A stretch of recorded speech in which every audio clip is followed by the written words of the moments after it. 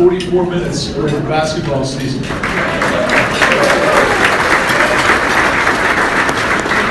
But a lot of you already knew that. And actually, it's 7 days and about 3 hours or so away from women's basketball season, which we're equally excited about because Brandon Schneider, whom you're going to hear from in a second, is doing a terrific job and has some amazing talent he's going to tell you about here in just a bit. But it's great to be with you in one of our favorite cities, a town full of diehard Jayhawk fans, a town that's rich in talent as well.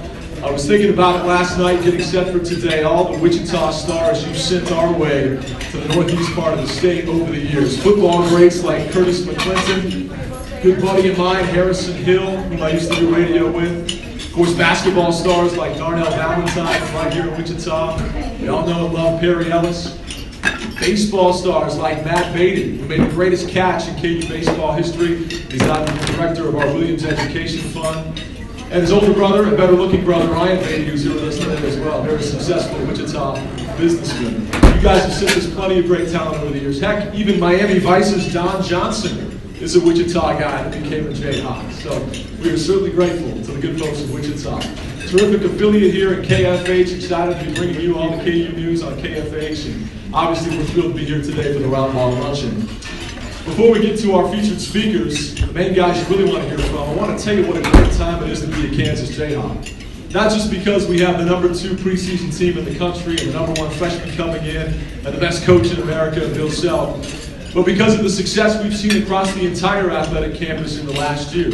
If you've been listening to the broadcast, you've heard us throw out some numbers: 25, 12, 4, and 3. What are 25, 12, 4, and 3? Well, you might think we're talking jersey numbers, right? Andy Manning, Billy Thomas, or David James, maybe Nick Collison, downtown Terry Brown. All those would apply, but that's not the 25, 12, 4, and 3 that we're hitting on here.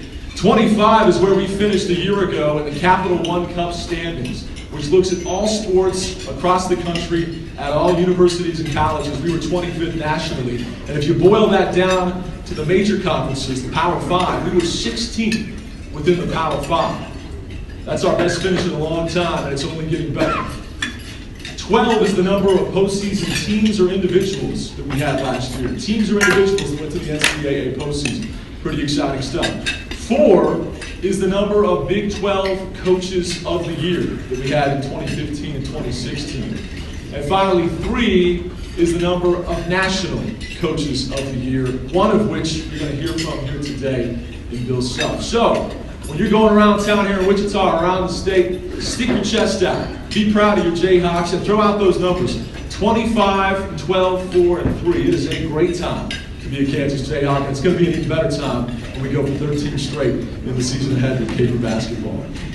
Let me pass the mic now to the head hawk himself, the man responsible for 25, 12, 4, and 3. Give it up for Dr. Sheahon Zenger.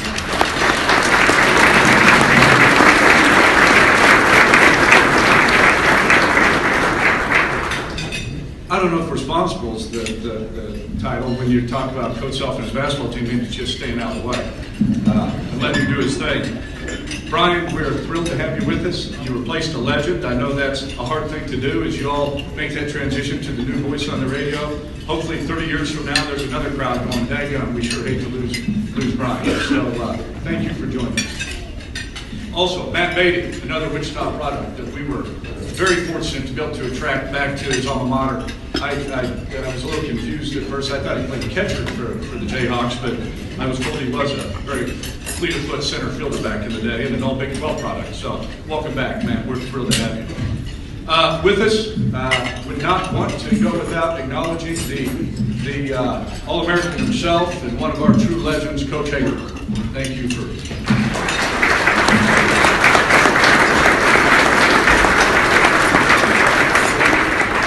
Pat Henderson, I don't know, I lost Pat. Another almost All-American, played for the Jayhawks, been with us forever in his own mind. Yeah. And Greg Gurley's still with us despite what the human resource officer tells us. So Greg's still with us. And Megan, Steph, you're down here, you set it all up, so you didn't fly with us. But these two get it all done, the rest of us get credit for it. But, you know, if I got hit by a bus tomorrow, the thing I'd be most proud of, besides the stats that Brian just gave you, are simply the type of folks we have in the department now. It was one of my goals 6 years ago to make it feel like Kansas, to feel like truly Jayhawk Nation. And if you come visit us, these are the kind of folks, they're your alumni, your former players that make up this athletic department these days. You know, I figured out, and I told you this last year, when it comes to hiring coaches, if you just go out and find coaches who in some way resemble Bill Self, you're going to do all right. That's people are going to like them, and they're probably going to win. And with that, you've got Coach Bacon and Brandon Schneider, who's with us today, and two folks who just fit that category so well. I say this to you every year, but when you want to feel like it's KU, when you want to feel like it's big time, you go to two events. You go to the Kansas City Corn Square event, and you come to the Wichita Roundball event. This is big time. I've been to a lot of different schools, and it just doesn't feel like this at other places, folks. Thank you for showing up this year for this and selling it out and making it as special as it truly is. Thank you very much. Now, I'll leave you with two thoughts. You're going to hear from our two coaches today. That's why you're here. That's why I'm here. Here's the one thing I'll share with you about each of them. Coach Brandon, he promised me this when we hired him, and it happens more often than not. He's bringing recruits through my office like I've never seen before. Now, he's signing a few. If we're going to compete and play at the level we want to play, then he needs to go after those kids, and he is. And folks, it's big-time players, and you're going to see a couple of them play this year. We have a couple of young ladies on the team that were high school All-Americans, and we haven't been able to say that for a while, and it'll be a real treat to watch. Now, Coach Self, I've been with him 6 years, going into my 7th conference season with him. He seems to be smiling more now than I've ever seen him smile before. I'll leave it at that. I'll get off the stage. Looking forward to hearing from both of you. Rock chop.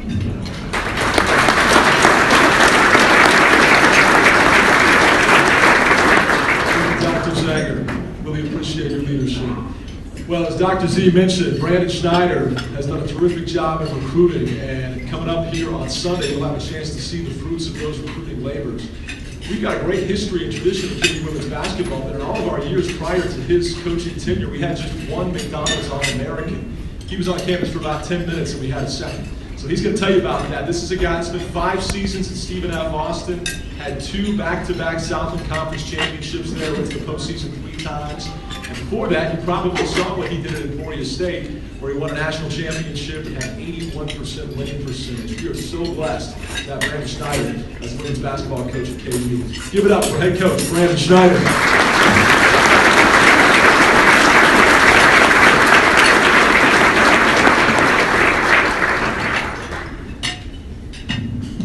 Thanks, Brian. You know, my life is quite a bit different this time of year versus when we came and saw you guys last year. At that particular time, we were trying to sell a home, trying to move a family, trying to find a home in Lawrence, and ended up building a home, trying to put together a team. And I can tell you that I'm just really, really excited about what we have going on in our program moving forward. You know, right now, as you pull into campus, you see construction progress, projects going on all over the place. What is it, Greg? Like 600 million right now, I think we have going on campus. And every day I get to see progress, whether it's in the science building, the new business building, the new dorms being built. And that just reminds me that that's kind of our goal with women's basketball. We just want to make a little bit of progress each and every day. And we were very fortunate to be able to go to Europe this summer. Would not have been able to take a trip like that without your help and the contributions of many, many Jayhawks. But we were there for 10 days. We got 10 practices in preparation for that trip. And I was really, really excited about what I saw from our still very young team. We won 4 games while we were over there, averaged 93 points a game. Really liked how we played offensively.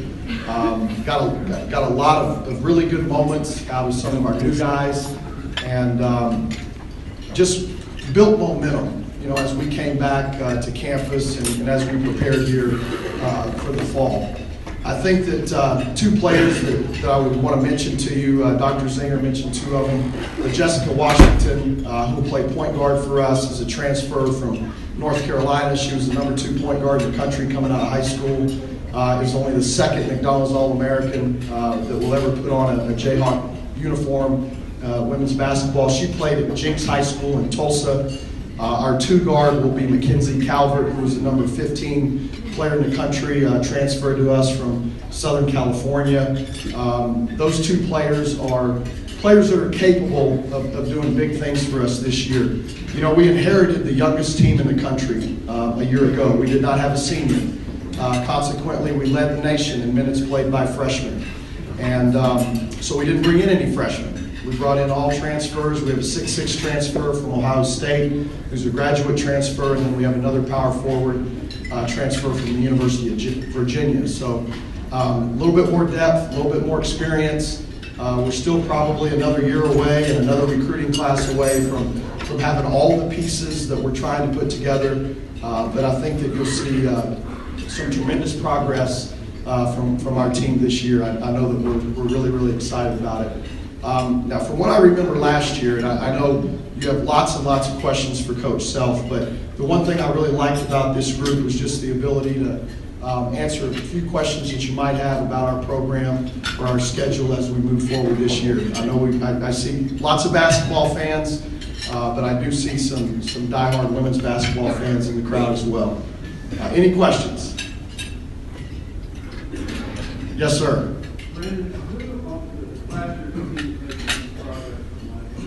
Well, I would pick two of our freshmen. Kylie Kapadich, started every game for us from Olathe South, played almost 38 minutes a game, played too much. But quite honestly, we didn't have many options. But she's made a lot of progress, really excited about her. She'll start at 3 for us. And then Jade Christopher, who's a point guard out of Seattle, Washington, did not have a shot. He could not make a jump shot. And we really kind of overhauled her shot in the spring and in the summertime, and I made her give her jump shot a name, much like in the military, when you got to name your rifle. So she's really shown a lot of progress, and I think will be able to help us. Yes, sir. Brandon, over the late night, looks to me like you've got a lot more speed and a lot more depth. My dad was at practice the last couple of days, and he said the same thing. We are a little bit quicker. We are deeper, in particular on the perimeter. The front line is really going to be the question for us, is what kind of contributions we're going to get from those guys. But I feel like we can compete with other teams in our league, at least on the perimeter in some of those matchups. Yes, sir.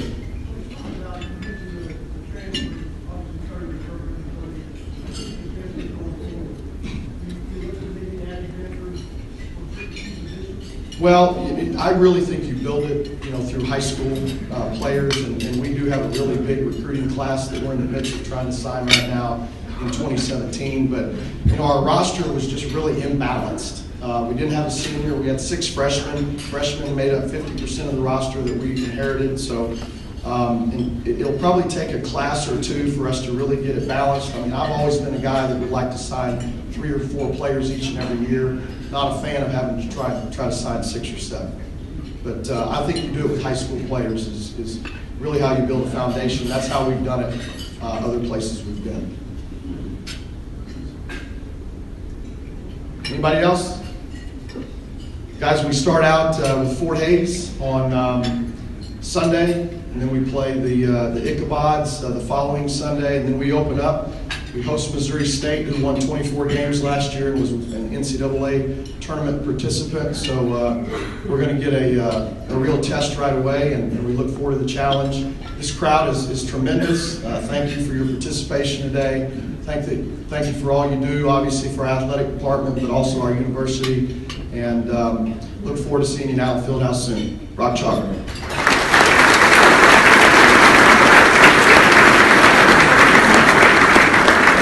Thank you, Coach Schneider.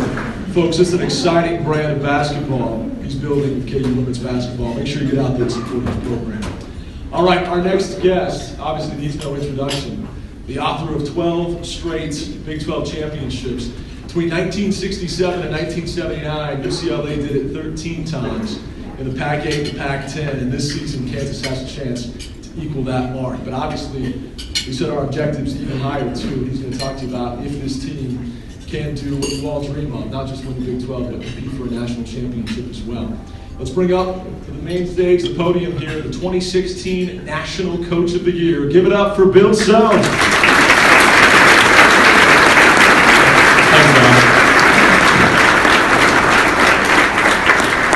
Author of 12 straight, head hawk. You've done this before, haven't you? Oh, you have too. They didn't have rooms this big in Lubbock? Hey. You know, one thing about Brandon's only been around for a year, and he's done an unbelievable job, and his girls are athletic and fast, as some of you may have seen. He hasn't been around long enough to really understand how the athletic department works and the intellect that goes on in different departments and how they work. But when you threw out the term $6 million worth of renovations taking place on campus, and then you go to Greg Gurley, isn't that right? Greg Gurley doesn't know crap about what's going on. So if you just want to have like a monkey, just nod all the time, Greg's the guy to obviously do that with.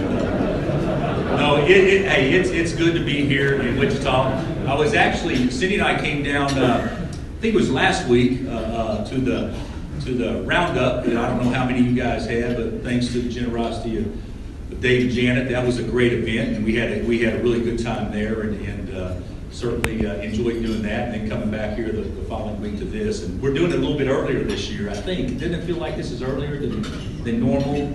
But it's really the time where we can kind of get it done before the season starts, and certainly in this venue. So this was the best time, but hope we didn't put too many people out too much. But Brian is actually correct, and Sheahon's actually correct. I'm excited about this year. I am. I'm not excited like you know, Brian probably oversold it a little bit. We've got a chance to be good.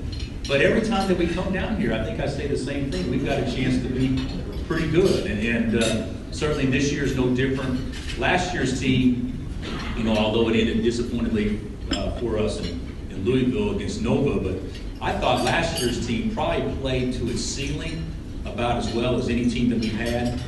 You know, you stop and think about, you know, the talent level was really, really good. It's always been good at Kansas, but it was really good. But you didn't have probably as many hard rock and NBA, you know, pros on last year's team as what you had in other years. But you had pieces that really fit well, and you had toughness, and you had, you know, kids that obviously were willing to work and all those things.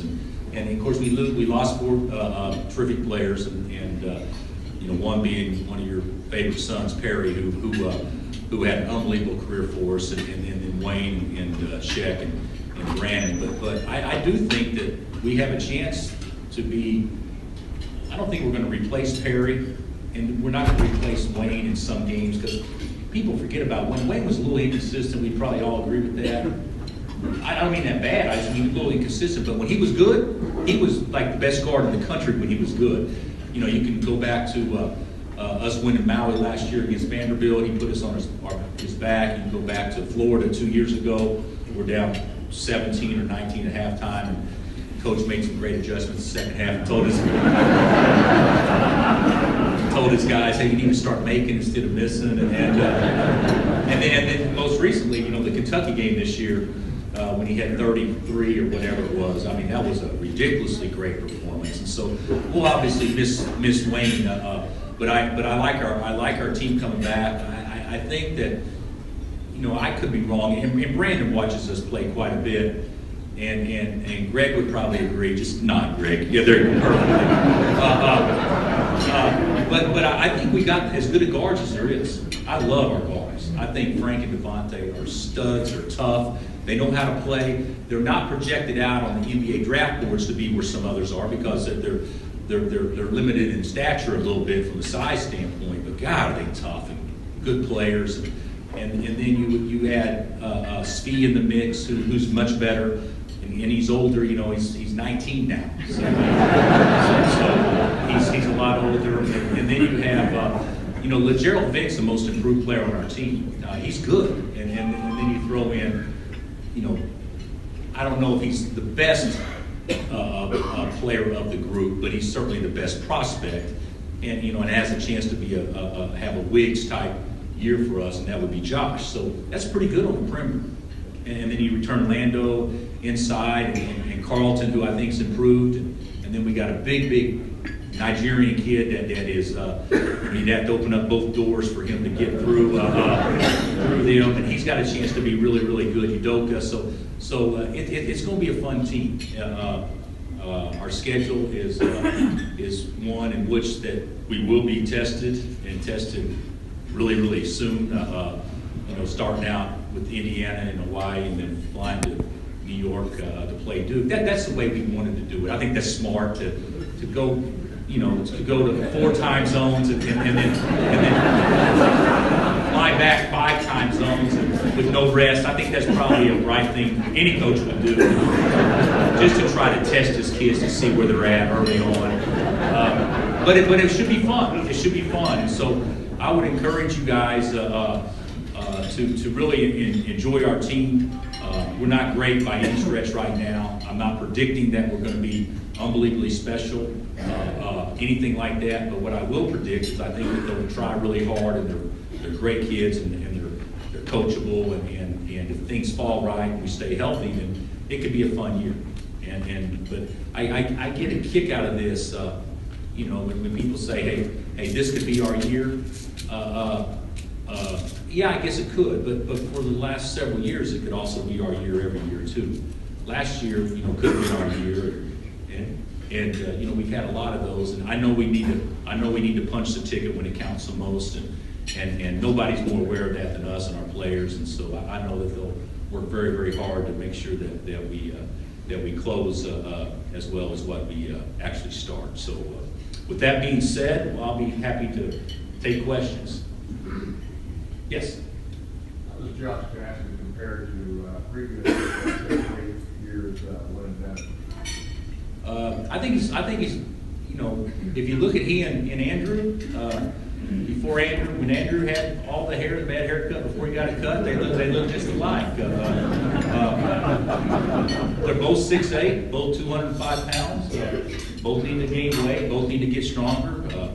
Andrew is and was a better athlete, but when you're talking about him being a better athlete, you could say Andrew's a better athlete than 99.9% of all kids that's ever played ball before. I mean, he's a freak.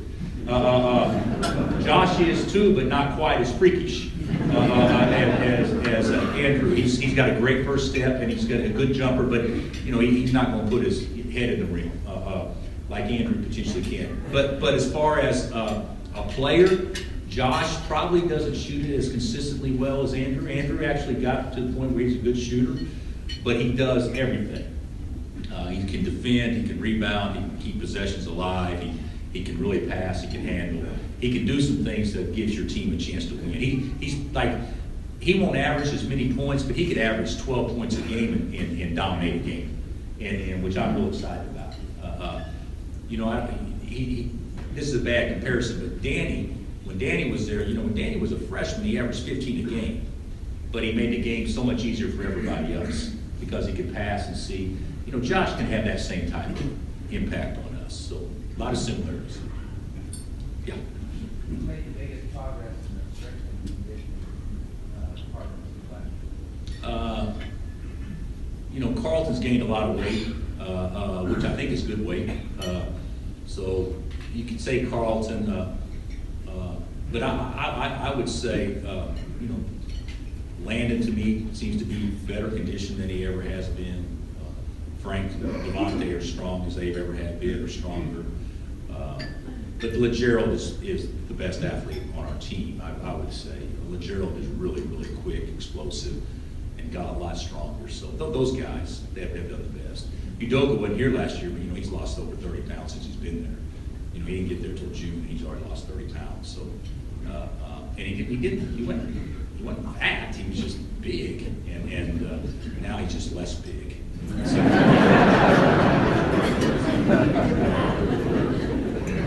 yeah. How do you see the Big 12 this year? Well, I think that if you look at it on the surface, just to be real, you lose George, and you lose Buddy, you lose Perry. On the surface, there's been some really good veterans leave, so the league has to take a step down a little bit. I think that's what people would say on the surface. I think the reality is that we may not have as many great teams starting the season. Last year we had 4 teams, I think, ranked in the top 10 in the first half of the season. I don't know if that'll happen this year, but I think we'll have more good teams than we had last year. The teams that didn't finish near as well, they've gotten a lot better. And the teams that lost key players, they won't take a step down. It's just that nobody, the appearance is they will, but that won't happen. So I think K-State should be, they return 4 starters, they should be good. Oklahoma State, they return, arguably 2 of the best guards in the league that didn't play last year. I think TCU's much improved. Texas Tech, they got everybody back off the team that went to the tournament last year, or they got 4 starters back. So I think it'll be a great competitive league. It'll be one of the, I don't know who's going to be the best, but it'll be one of the best 3 leagues in the country again, I would think. Is Big Center healthy? Art Udoka? Yeah, he's healthy. He's got some. His body's not used to the pounding that it's taking right now. So, and he's he's young. I don't know if you guys know how young he is. We had a kid visit our school 2 weeks ago. He visited our school to become a recruit. So that means he's a high school senior, and he was 23 months older than Udoka. So that shows you how young he is. And in Nigeria, I didn't know this, but in Nigeria they start first grade when you're 4. So he had gotten through like 9th grade. I think he started 9th grade at age 13. And so he was so young when he came over here. So he was 2 years ahead of all the other kids in his respective class. And so, but he's healthy, but there's going to be some things happen with him physically that it's going to be new to him. Because of his youth and his body's, that size and developing, that we may have to back off and not do some things to push things just because we want to make sure that his body can take the pounding. But he's healthy now. He's fine. Yeah. Yes, sir. The question that I asked before. One is, are you superstitious on any type of behavior players do that you might be like give you bad luck? And also, you have a ritual in the locker room for a game that you'll win. Yes. Next question. We have something we say before we go out all the time. We have something we say, but I don't know if that's superstitious. I don't believe in superstition. I just have certain routines that work a lot better than others. We have a few things. You know what I don't like about players that I think it's bad luck is when players dress or do something differently that they don't do in practice every day. So that's why you won't see our guys wearing headbands. You don't see our guys wearing wristbands. Carlton wears a headband because Carlton's worn a headband basically since he was 5 years old. Aaron Miles wore a headband. You remember when Aaron wore his? But the whole thing, unless they do that every day, then I don't allow that. So if we didn't recruit them that way, then they're not going to come here and do that, because I always think that's calling individual attention on yourself. So if I were to see that, that would get me upset before the game ever starts. And so that'll happen one time this year, and then hopefully we'll get that handled after that. Yeah. Can you talk more about a 4-guard lineup opposed to years past? Yeah, we've been as traditional as any team has been. when you think about us, Kentucky, North Carolina, Michigan State, I'm trying to think who else, and there's others, but traditionally play 2 bigs, always play 2 bigs. This year we're going to we'll do that, but we probably will get away from that some, because the strength of our team, like Brandon's team, is probably on the perimeter. So we'll need to figure out some way to get 4 of those 5 guys in the game at the same time. So and we'll do that. We haven't totally figured out the best way to do that just yet. But yeah, we tinker with some stuff in practice, but that's something we really need to be focusing in on in the next couple of weeks. Yeah. From a player's personality, who would you Well, we have 4 leaders, the way I see it. Landon is a great leader because he coaches the other big guys. Like he is unbelievable with Udoka. Of course, Landon is over 6 years older than Udoka. So it's a lot easier for him to be a leader. I mean, this is baby brother. So he does a great job with that. Frank is your tough pit bull that doesn't talk much, but just has a presence about him that is really a good leader. I mean, Frank's a good leader. He's a little bit stubborn, which is also can be a very attractive quality as well, because you can't tell him what he can't do. He'll want to prove you wrong all the time. So he leads in his own way. But I think the two that will emerge as a personality vocal leaders will be, Devontae, obviously. He's the most popular kid on campus. And then would be Josh. Josh is way beyond his years from that standpoint. So, yes? Is the expansion officially dead? Yes. See, that was when we went to Sheahon and not to Gurley. But Sheahon just said it in a very short deal. It's dead until it's not. So right. On your scholarships, you offer a bunch of them. Are they conditional or the first one to get it? Well, I think it's got to be kind of timed right. Some of them, like if you're going to sign, let's say 1 5-man. Let's just use that as an example because that's not what we're recruiting. And you recruit 3 of them to get 1. If they're all about the same, you'll say the first one come in. Like a good example of that, A.J. Price that went to Connecticut several years ago, Quentin Thomas that went to North Carolina, and Russell Robinson that came here. All 3 knew the first one that said yes, we're taking. And fortunately for us, it worked out great. It was Russ. So that could happen sometimes. But if it's not like you really don't know, then you probably want to prioritize them and give yourself a chance to get the first one you want first. So, but the way recruiting is, sometimes it's a crapshoot because, let's say if you have to sign a point guard, you have to get a point guard. Have to. And the one you really want, you think, says he's going to wait and sign in the spring. But you got to be Kentucky and Duke and Carolina to get him. So now that may be a 25% chance. So do you wait on him, or do you take somebody earlier that you know may not be quite as good, but you think you can get? That's where it gets to be interesting because you're never going to get anybody if you say, I really want you, but I got to wait to see what he does first. I mean, you're dead. So that's why you got to kind of have to prioritize and massage it. And we don't always do it right. I don't know anybody always does it right, but that's kind of it can be kind of tricky. We got time for any more? Are we running out of time? 2 more? Louisville has shown to have some interesting recruiting strategies.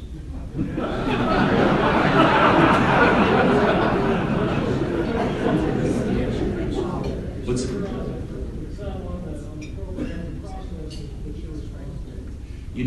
it's a great question.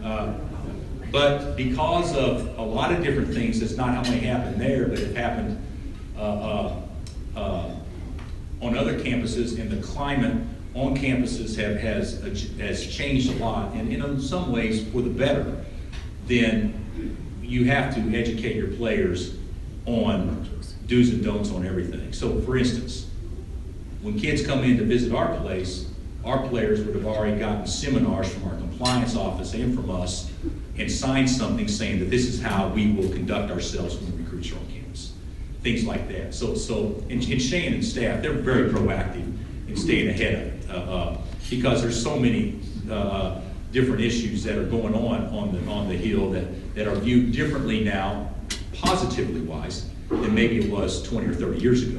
So certainly those are things that's very serious, and I would think that would be an athletic director and a coach's nightmare to have some of those things happen. So you certainly want to stay out in front of those things. Last one, yeah. How's Scooter doing? That's probably the best question anybody's asked so far. You guys, does anybody here not know who Scooter is? Come on, everybody. You know, that pisses me off because he's got more friends than anybody I know.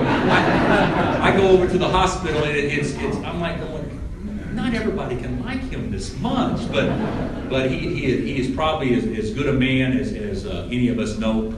And you know, he had a torn aorta. We almost lost him. Miraculously, what LMH did, getting him prepared for Kansas City and KU Med, saved his life because it was down to 15 or 30 minutes and he was gone. And he's done remarkably well. He's ornery. He's setting up. He's talking. His long-term memory is excellent. His short-term memory is getting better every day. He's still got certain complications he's dealing with because he's had complications, you know, for the last 30 years that he's had to deal with. That on top of this, obviously, makes it more difficult. But the doctors are amazed by the recovery, and he's going to be in rehab for a while. I don't know, but somebody here has probably had this happen. But when you have an open heart surgery, you have to wait for that cavity in your sternum to totally heal before you can put any pressure on anything. So if we can walk around, it's bad, but we can live with that. But when your whole life, you're putting pressure on yourself to scoot yourself in the chair or to lift yourself out of the chair, to go to the restroom or to you know, whatever it is, or to push yourself, you know, those things are totally off limits to him right now. So that's a frustrating deal for him that he's going to deal with in the short term. But still, the short term is still, you know, you're talking months down the road. That's still not a great thing to probably look forward to daily. But he is doing absolutely fantastic, and he'll be thrilled to know that somebody asked about it. So, all right, last thing, okay? Since nobody's hit you up for money yet, I'm going to, okay? We've got this trip to Italy next year. We need you guys all pony up. Here's what we got, okay? We every year you guys are generous, all right? Maybe the most generous group of all the clubs that we come talk to, but we you know, try to provide a Christmas for families that can't afford to have one monetarily in our community. And they are identified through the Salvation Army or for different organizations. And we take a Christmas list and, you know, what the little girl wants and what kind of dolls she wants or what the parents need. And we actually, our players actually go shop for them. And it's a pretty cool deal, and our players really enjoy doing it. But in order to do so, you know, what we'd like for you guys to do, if you feel led, is to help us with this cause. My foundation will match whatever you guys do. So if we can raise, you know, fairly significant funds, and then we'll match it, and then that way there'll be 20 families or whatever that will have a Christmas like they probably don't realize that they can have right now. So it's a good cause, and if you guys feel led, Megan and Steph, I don't know who's got the bag, or right here we got 2 bags. So we got 2 bags. We got 4 bags. We got 4 bags. And if you guys don't, we're going to make we're going to lock the doors, and we're going to make sure the restrooms are off limits for 3 hours. So after drinking a lot of iced tea and water. But hopefully, if you guys feel led, then you guys can help us with that. But we do appreciate everything that everyone does for us, and certainly there's some heavy hitters in this group, and this is a very supportive community for us, and we thank you guys very, very much for what you do. Thank you.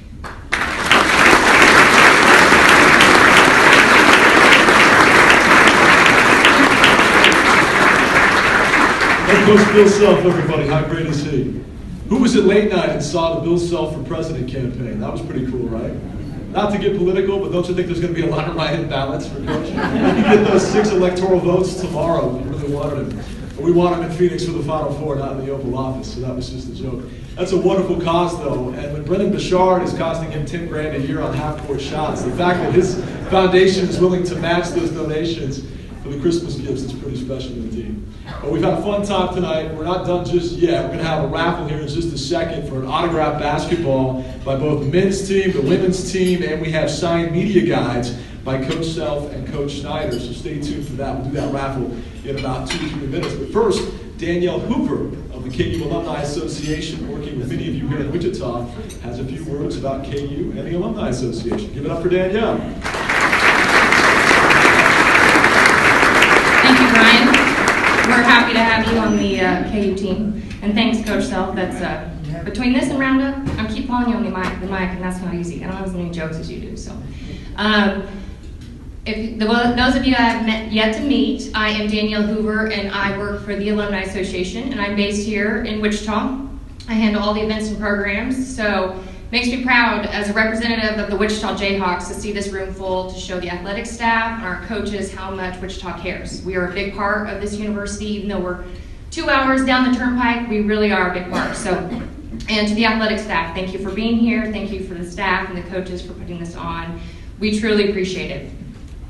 Most of you are Alumni Association members, so I just want to thank you for that. And if you're not, you should be, because we do a lot of programs here in Wichita that the funds go for student recruitment, legacy relations, fun things like watch parties and events like the Roundup that Coach Self was talking about. So I just want to wrap this up real quick and just say thank you all for being here and showing a good showing for the Wichita Jayhawks, and thank you for our Alumni Association membership. So back to Brian.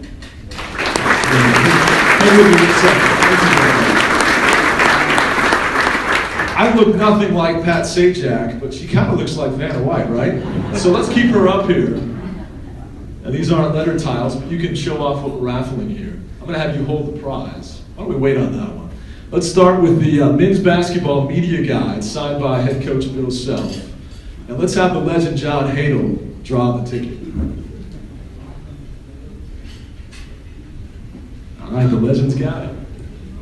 Get out your blue tickets.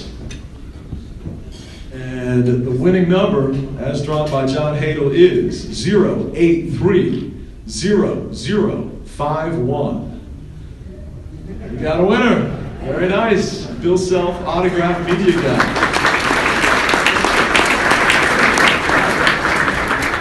Next up, Danielle's got for us a Brandon Schneider autographed women's basketball media guide.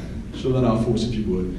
Now, Coach Self gave Greg Gurley a lot of grief. A lot of that was justified, but some of it isn't. He's actually one of the best color analysts I've ever heard, and he's got more wit and humor in his little finger than most of us have in our whole bodies. So dig deep, my friend. Can't wait to work with you this year. And then just nod your head as to who the winner is. We got it. 830141. 141. We got a winner, all right, congratulations. All right, next up we have the women's basketball signed by the entire team, including a McDonald's All-American and a coach that I know is going to bring Big 12 titles to KU sooner rather than later. Megan, you want to draw the next one for us here?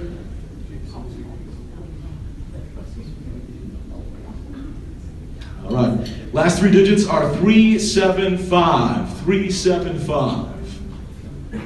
Up front in the blue shirt, congratulations, that's awesome. All right, our final prize.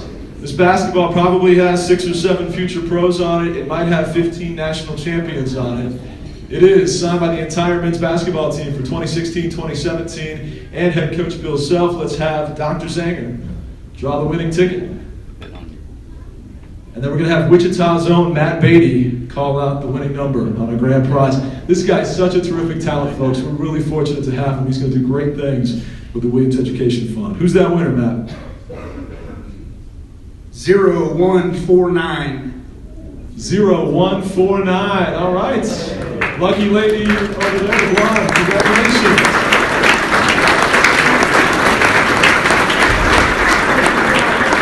Hey, thank you guys so much for being here today. Can't wait to see you coming up on Sunday for women's basketball, Monday night for men's hoops. Be there in November for football. We're going to get one of those home games, I promise you that. Really appreciate you guys. God bless, Rock Chalk, and we'll see you soon.